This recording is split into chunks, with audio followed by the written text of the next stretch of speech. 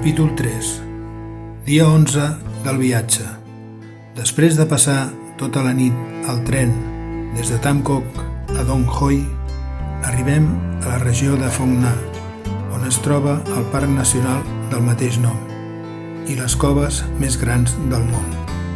Allí en visitarem dues de les més conegudes i que es troben obertes al públic. El Parc Nacional de Phong Nha va ser declarat l'any 2003 Patrimoni de la Humanitat per la UNESCO. Es troba en una gran zona càrstica del Vietnam i es calcula que en ell hi ha més de 300 coves, de les que tan sols 20 han estat explorades i no en la seva totalitat.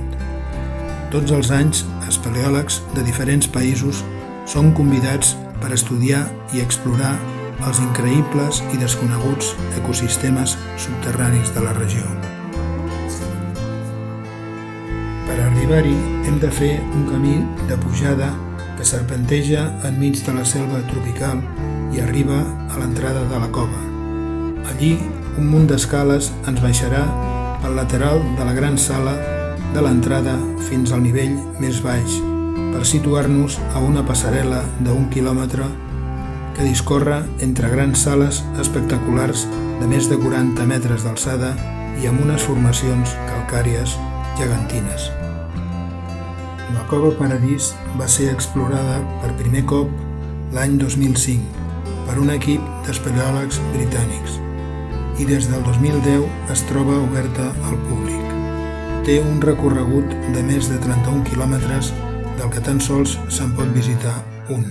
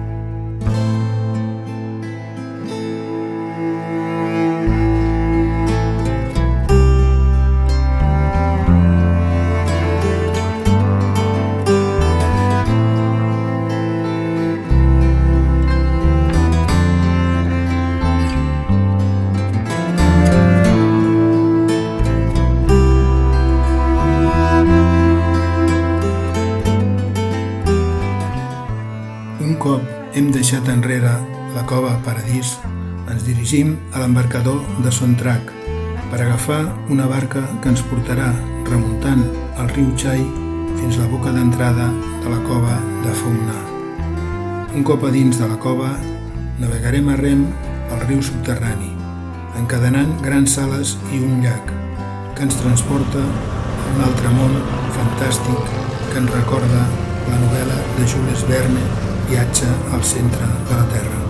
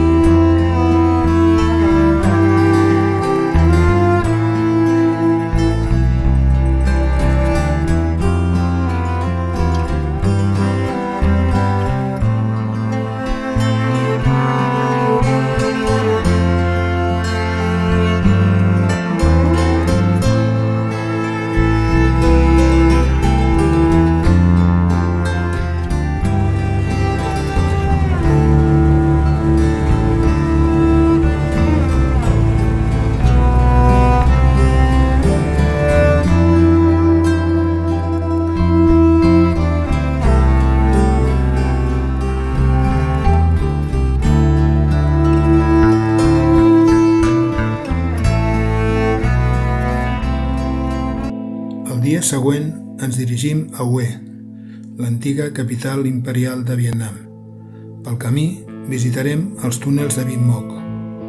El poble de Vinh Moc, dins de la zona desmilitaritzada del Vietnam, va ser un dels més bombardejats del Vietnam del Nord durant la guerra amb els Estats Units. Per escapar dels bombardejos, els habitants van construir 2,8 quilòmetres de túnels que van fer servir com a refugi. Més de 300 persones hi van viure de forma permanent entre el 1966 i el 1971 i 62 famílies hi van tenir la seva llar on hi van néixer 17 infants durant aquell temps.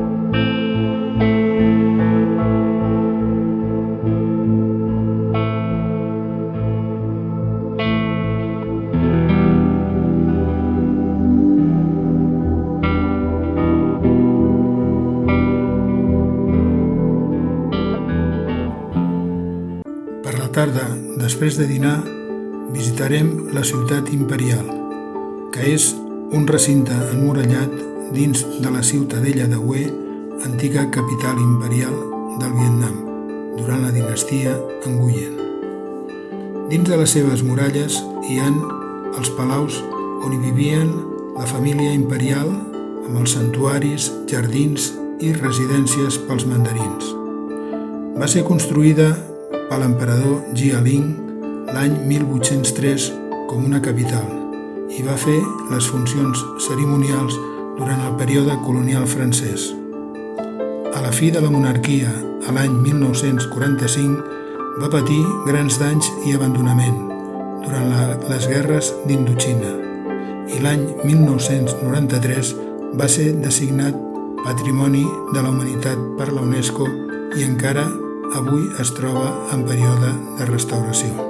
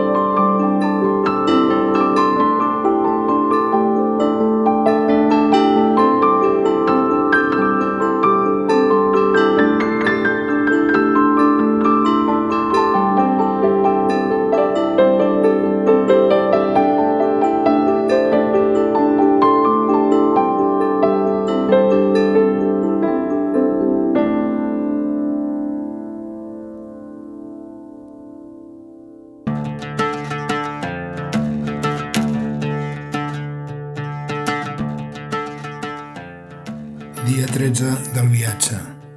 Avui farem la ruta des de Hue a Hoi An, però abans pel matí visitarem la pagoda de Tien Mu a Hue i arribarem en barca després de navegar pel riu Perfume els 3 quilòmetres que la separen del centre de la ciutat.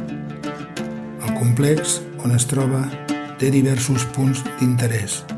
El primer és una torre de 21 metres que es troba a l'entrada amb 7 pisos de base octogonal. Un altre punt són els guardians del temple, unes estàtues de soldats que es troben al primer pati.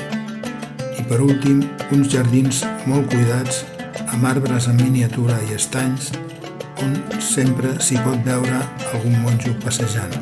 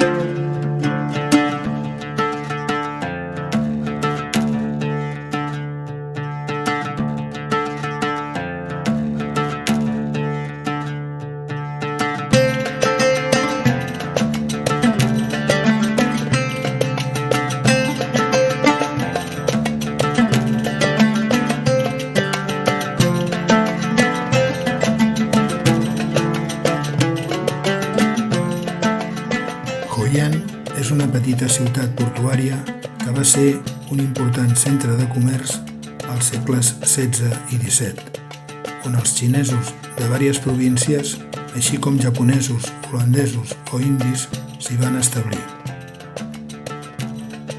Els japonesos estaven situats a l'altra banda del famós pont japonès que ells mateixos van construir.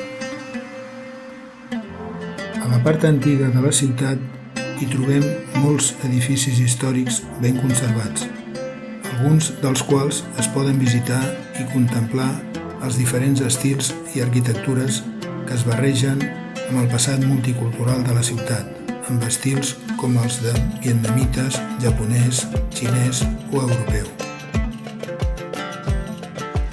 A moltes d'aquestes cases encara hi viuen descendents dels antics propietaris que estan orgullosos d'ensenyar-nos les històries de la seva família.